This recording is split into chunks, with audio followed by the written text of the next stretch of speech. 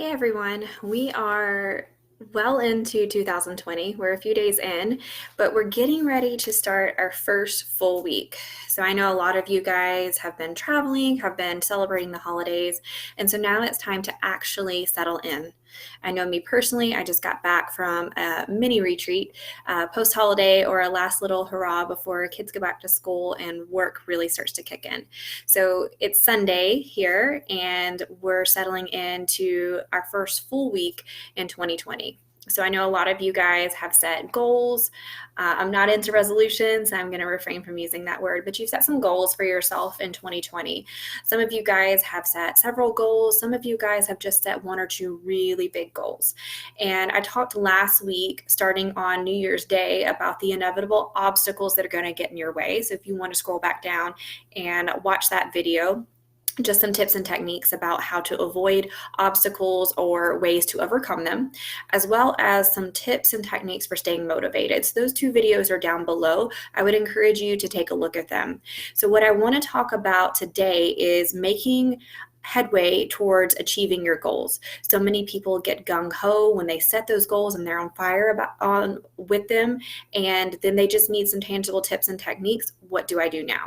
And so that's what I want to talk about today as we prepare to start a new week. Hopefully Sunday night you're starting to prepare for what Monday is going to look like and how you're going to achieve your goals in the coming week.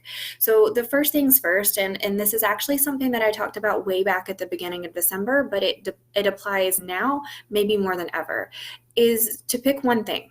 So I've already heard from clients, from friends, from communities about their big list about nutritional commitments, about workout commitments, and all these things that are absolutely wonderful and I'm sure will propel you to where you want to be. But the reality is that we're not capable of really focusing on more than one thing. So at the beginning of December, I asked my community in my Normalize Exercise Facebook group to pick one thing to go all in on towards the end of 2019 to propel yourself into 2020. And so here we are at the beginning of 2020, and I'm going to ask you to pick that one thing that you can go all in on right now. So defining one goal. And so there's a couple of ways that we can do that. The first thing is if you have a list of goals that you've written down that you want to accomplish in 2020, is to spend some time meditating if that works for you, or just in thought about what sticks out as the one thing that's going to get you where you want to be at the end of the year the quickest. So your goals can be really, really wide, really, really far, but just kind of looking at that and what can you narrow down. What you may notice is some of your goals might work together, and by achieving one of the goals, you're going to achieve some of the other goals, but we're just going to focus on that one. So for example, I'm going to use working out or establishing a yoga practice as our goal that we're going to focus on right now. So if my goal is to work out a minimum of 30 minutes a day, or to practice yoga a minimum of 30 minutes a day every single day, then I need to make a roadmap or a plan for how I'm going to achieve that. For example, if that is my goal, I'm going to look around me and what are the things that already work in my life that will help facilitate and accomplish that goal. So rather than looking around at the things that I don't have, and again, that's kind of where I don't really like resolutions, or the things that are wrong, what are working for me? So in a workout situation or a yoga situation, I'm going to pick 5 things that already are working towards that goal. For example, if I'm establishing a yoga practice, I have a yoga mat at home, I have access to an online yoga studio, I have a quiet space that I can practice. I can schedule my own time in my own calendar, and it's something that is really important to me. So there's just 5 things that are going to work towards it. And again, I'm coming up with these off the top of my head. You're going to find something that works for you. The same thing, if you desire to work out 30 minutes every day, you are physically capable of doing so, you have a gym membership, or you have access to workouts on the internet, so on and so forth. You can sort of get the idea of how that works. But again, these are things that you already have, not things that you need to go out and do, not things that you need to go out and purchase, not things that you need to remove or take away from, but these are things that are already in place that you can manipulate in order to achieve your goal. So again, the easiest way to achieve our goals is to focus on what is working rather than to start to restrict and deprive. It's the same with nutrition, and I'll get to that in a minute. But this is what we're working with here. So I'm also going to say, since I brought up nutrition, if your goal is going to be to work out 30 minutes a day, then that's your goal. So everything else, when we start to focus, if I'm working out for 30 minutes a day, I promise you there are other things in your nutritional outlook that will start to shift on their own without you taking away your focus and your energy for what your one goal is. And once we've achieved this one goal, we've created the habit, we've created the mindset around I'm going to work out 30 minutes every day, or I'm going to practice yoga 30 minutes every day, then we can start to work our focus on something else because it's natural to us. It's a habit. We're going to keep doing it because we know that it has achieved the results that we desired. So we have our one goal, whatever it is for you, and it doesn't have to do with yoga, working out, nutrition, anything. It can be absolutely anything. We've picked 5 things that will help us that achieve that goal that we already have. Nothing that we need to go out and do. One goal, 5 things. Now we're going to establish one daily habit that's going to help us achieve this goal.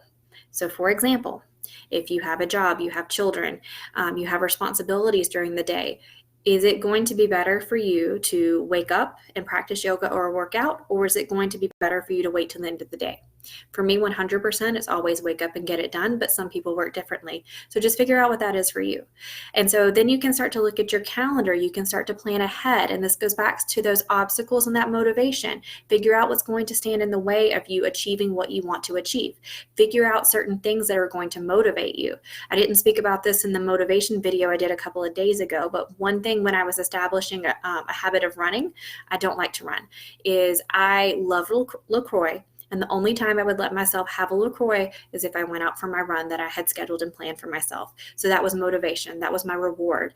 I was rewarding myself in a healthy way for doing something that I didn't really want to do until I had positively established that habit.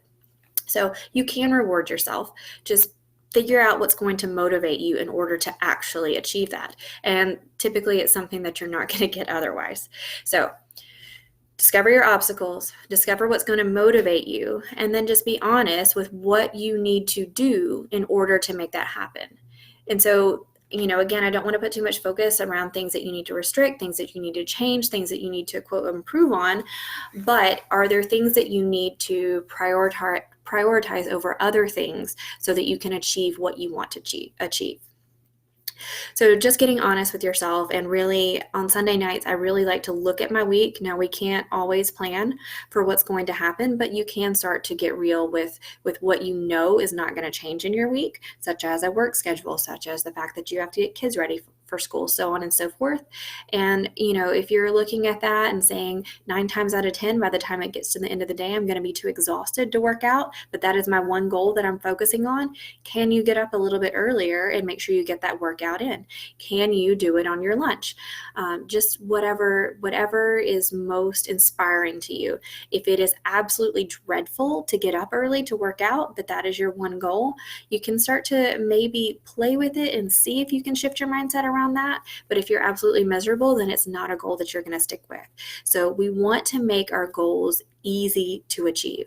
That doesn't mean that they're going to be easy, pain-free, anything like that, but we want to make it easier on ourselves so that we're more likely to go after them. So a couple of things that may help you with your goals. I'm going to talk about nutrition for a moment. I do have a sugar detox booklet.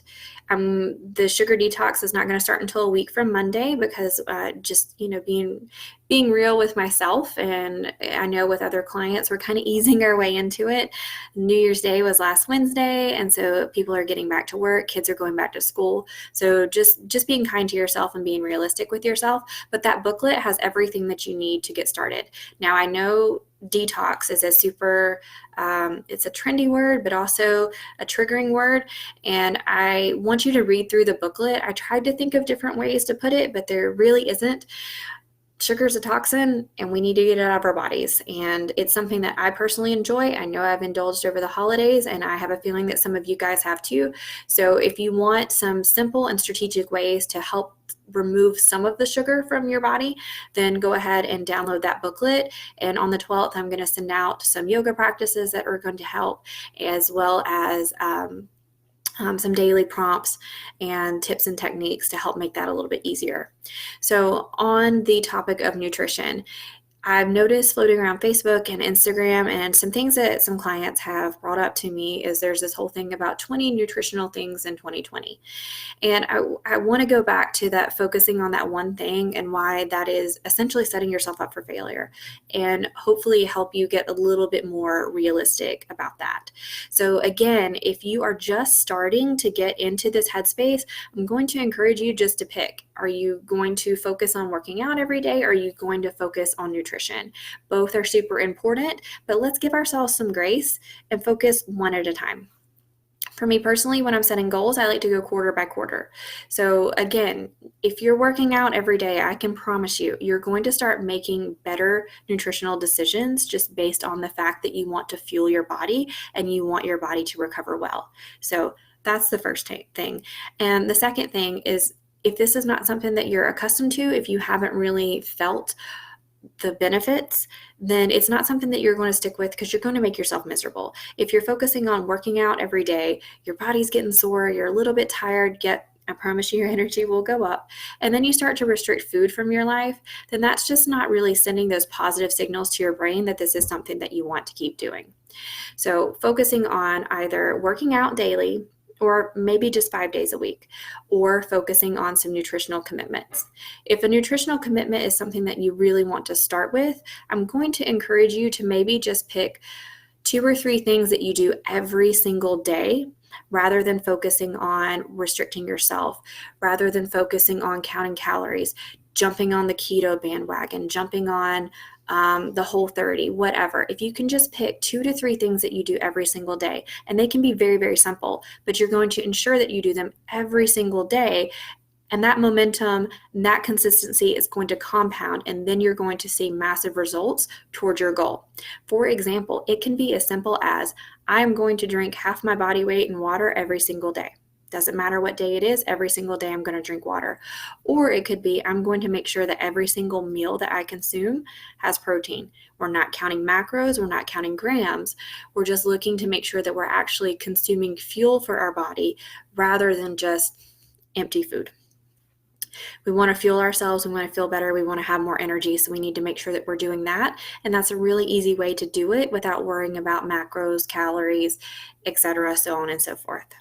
And so that being said, the last thing that I want you to realize is, people are going to pump all these meal plans and diets at you throughout January. It's one of the biggest marketing times of year for that.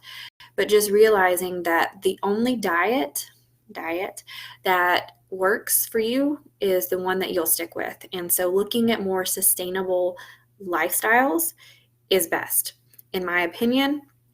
And I'm going to base this strictly off opinion, even though other people share my opinion.